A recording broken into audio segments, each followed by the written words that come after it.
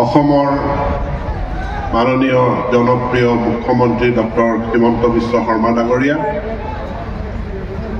মোৰ কেবিনেট সতীৰ্থ মন্ত্ৰীদ্বয় জয়ন্ত মল্ল বৰুৱা ডাঙৰীয়া, সঞ্জয় কিষাণ ডাঙৰীয়া, বিধানসভাৰ মোৰ সতীৰ্থ বিধায়ক নৱকুমাৰ দলে ডাঙৰীয়া, ভুৱন গাম ডাঙৰীয়া, ভুৱন পেগু ডাঙৰীয়া, মিচিং স্বায়ত্তশাসিত পৰিষদৰ মুখ্য কাৰ্যবাহী সদস্য পৰমানন্দ চাইঙীয়া, সোণোৱাল কছাৰী টংকেশ্বৰ সোণোৱাল ডাঙৰীয়া, দেউৰী স্বায়ত্তশাসিত পৰিষদৰ ভৈৰৱ দেউৰী ডাঙৰীয়া, বড়ো কছাৰী স্বায়ত্তশাসিত পৰিষদৰ মিনেশ্বৰ বসুমতাৰী ডাঙৰীয়া, তাকাম মিচিং পৰিণ কাবাঙৰ সভাপতি মাননীয় তিলক দলে ডাঙৰীয়া আৰু তেখেতৰ সতীৰ্থ মন্ত্ৰীবৃন্দ, ইয়াত উপস্থিত থকা আমাৰ সকলোৰে অতি প্ৰিয় সাংসদ লখিমপুৰ লোকসভাৰ সমষ্টিৰ শ্ৰীযুত প্ৰধান বৰুৱা ডাঙৰীয়া, সমবেত ৰাইজ, বিভিন্ন প্ৰান্তৰ পৰা অহা সাংস্কৃতিক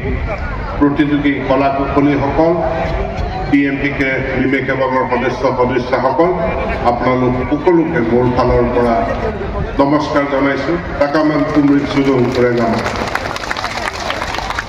এটা অৰ্গেনাইজিং কমিটিয়ে পালন কৰিছিল, কোনো সংগঠনৰ দায়বদ্ধতা নাছিল। TMPকে মোক জনাইছে যে এই বছৰৰ পৰা মিচিং যুৱ মহোৎসৱ প্ৰতি বছৰে অনুষ্ঠিত হ'ব, কাৰেং চাপৰিত অনুষ্ঠিত হ'ব আৰু ইয়াৰ সমস্ত দায়িত্ব TMPকে সংগঠনে দায়িত্ব গ্ৰহণ কৰিছে। এই নতুন দায়িত্বৰ কাৰণে, নতুন সিদ্ধান্তৰ কাৰণে মই TMPকে ধন্যবাদ।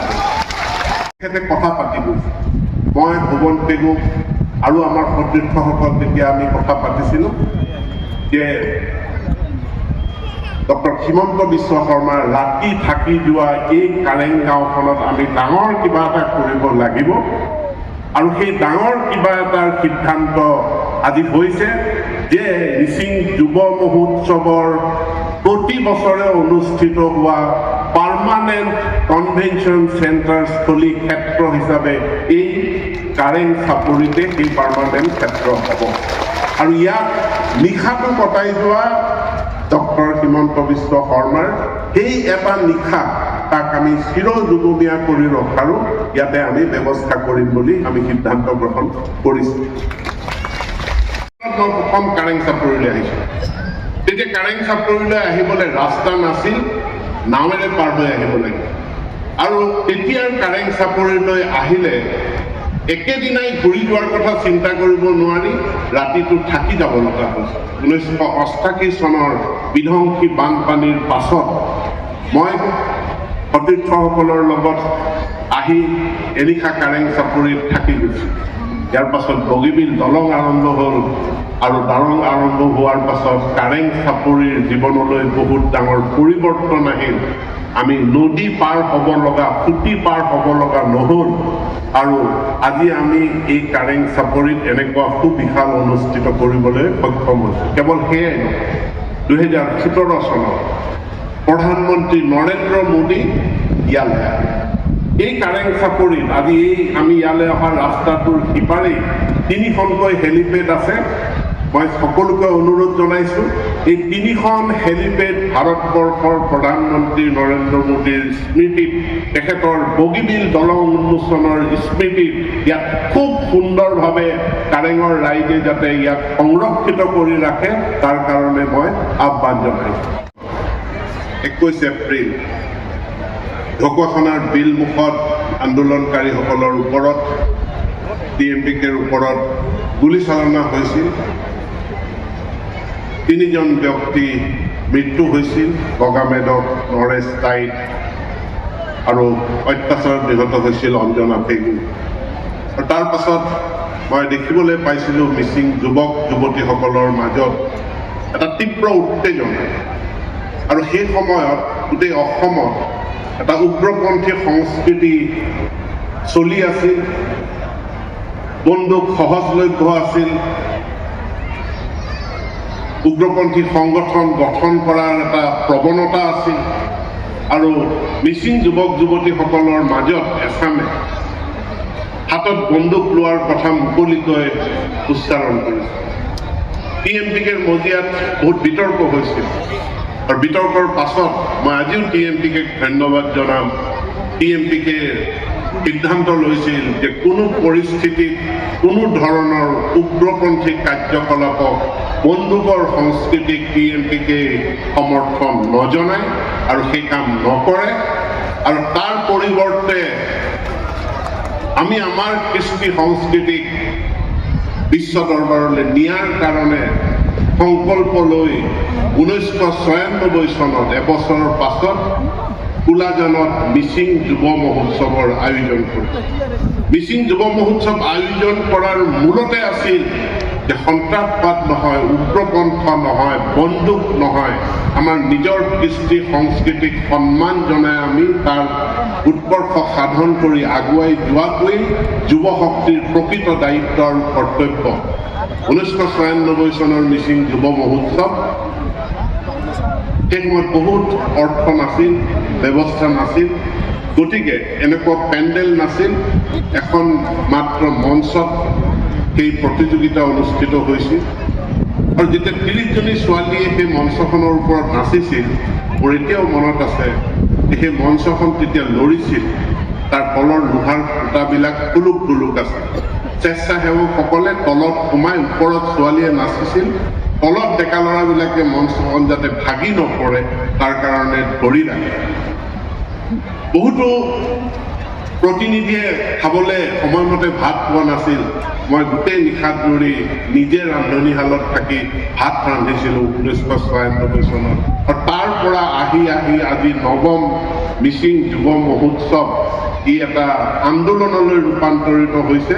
মই মিচিং যুৱ শক্তিক, যুৱ প্ৰজন্মক তাৰ কাৰণে অভিনন্দন জনাইছোঁ, ধন্যবাদ জনাইছোঁ। এই বৈশিষ্ট্য হ'ল 2017 চন, যেতিয়া এটা দুৰ্ভাগ্যজনক ঘটনাৰ পৰিণতি, মানুহৰ অন্ধবিশ্বাসৰ পৰিণতিত, ভুল বুজাবুজিৰ পৰিণতিত দুজনকৈ অসমীয়া ডেকা ল'ৰা কাৰ্বি আংলঙত তেওঁলোকে মৃত্যুক সাৱটি ল'ব লগা হৈছিল। অভিনীল বুলি আমি তাক জনা যায়। কিন্তু তাৰ পাছত এক জনজাতি অজনজাতি উন্মাদনাও সৃষ্টি হৈছিল আৰু সেই মুহূৰ্তত ধেমাজিলৈ আহোঁতে তেতিয়াৰ বিত্তমন্ত্ৰী ডক্টৰ হিমন্ত বিশ্ব শৰ্মা ডাঙৰীয়া মোলৈ ফোন কৰি কৈছিল যে পৰহিলৈ মই ধেমাজিত থাকিম আৰু ধেমাজিৰ এখন মই মিচিং গাঁৱত থাকিব বিচাৰোঁ। মোৰ কাৰণে এটা হাহাকাৰ অৱস্থা যে অসমৰ বিত্তমন্ত্ৰী থাকিব, এখন মিচিং গাঁৱত থাকিব, ক'ত ৰাখিম, হাতত মাতো সময় এটা দিন।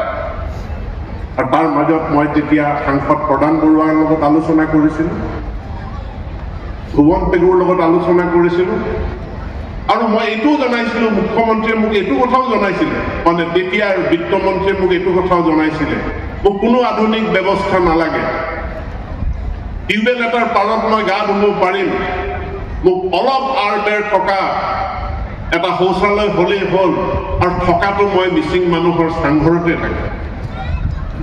এই কথাও মই সাংসদ প্ৰধান বৰুৱাক জনাইছিলোঁ, ভৱন পেগুক জনাইছিলোঁ আৰু জনোৱাৰ পাছত আমি এখন গাঁও নিৰ্বাচন কৰিছিলোঁ, যিখন গাঁৱত আমাৰ এতিয়াৰ জনপ্ৰিয় মুখ্যমন্ত্ৰী ডক্টৰ হিমন্ত বিশ্ব শৰ্মা ডাঙৰীয়া, তেতিয়াৰ বিত্তমন্ত্ৰী, তেখেতে নিশাটো কটোৱাৰ কাৰণে এখন আমি গাঁও নিৰ্বাচন কৰিছিলোঁ। আজি হয়তো বহুতৰে মনত নাই, সেই গাঁওখন বেলেগ কোনো নহয়, সেই গাঁওখন এই কাৰেং গাঁও। এই কাৰেং গাঁৱতে তেখেতে 2017 চনত এটা নিশা কটাই গৈছিল। কেইজোপামান ঝাউবন গছৰ আঁৰ লৈ আমি এটা টিউবেল পাতি দিছিলোঁ, তাতে তেখেতে গা ধুইছিল আৰু এটা বাঁহৰ জুপুৰি ঘৰ সদৃশ মুৰং ঘৰত তেখেতে নিশাটো কটাই গৈছিল। আটাইতকৈ বেছি গুৰুত্ব প্ৰদান কৰিছে যি শ্ৰেণীৰ ওপৰত, জনসংখ্যাৰ যি শ্ৰেণীৰ ওপৰত আটাইতকৈ বেছি গুৰুত্ব প্ৰদান কৰিছে, সেয়াই হ'ল যুৱ শক্তি। আৰু এই যুৱ শক্তিক লৈ আমি এখন নতুন ভাৰত, এখন নতুন অসম ৰচনা কৰাৰ সপোন দেখিছোঁ। প্ৰধানমন্ত্ৰী নৰেন্দ্ৰ মোদী ডাঙৰীয়াৰ নেতৃত্বত, মাননীয় মুখ্যমন্ত্ৰী ডক্টৰ হিমন্ত বিশ্ব শৰ্মা ডাঙৰীয়াৰ নেতৃত্বত ইয়াক যাতে সকলোৱে আমি সাকাৰ ৰূপ দিব পাৰোঁ, তাৰ বাবে সকলোৰে সহায় সহযোগিতাৰ প্ৰয়োজন, তাৰ বাবে আমাক শৃংখলাৰ প্ৰয়োজন, তাৰ বাবে আমাক নিয়মানুৱৰ্তিতাৰ প্ৰয়োজন, তাৰ বাবে আমাক নিজৰ কৃষ্টি সংস্কৃতি সভ্যতা পৰম্পৰাৰ প্ৰতি সন্মান প্ৰয়োজন। সেই সন্মানেৰে মিচিং যুৱ মহোৎসৱ আগুৱাই যাওক। মিচিং যুৱ মহোৎসৱ এক বিশাল সৃষ্টিশীল অনুষ্ঠানলৈ ৰূপান্তৰিত হওক, তাকে কামনা কৰি পুনৰবাৰ আপোনালোক সকলোকে মোৰ ফালৰ পৰা ধন্যবাদ জ্ঞাপন কৰি মোৰ বক্তব্য সামৰণি মাৰিছোঁ।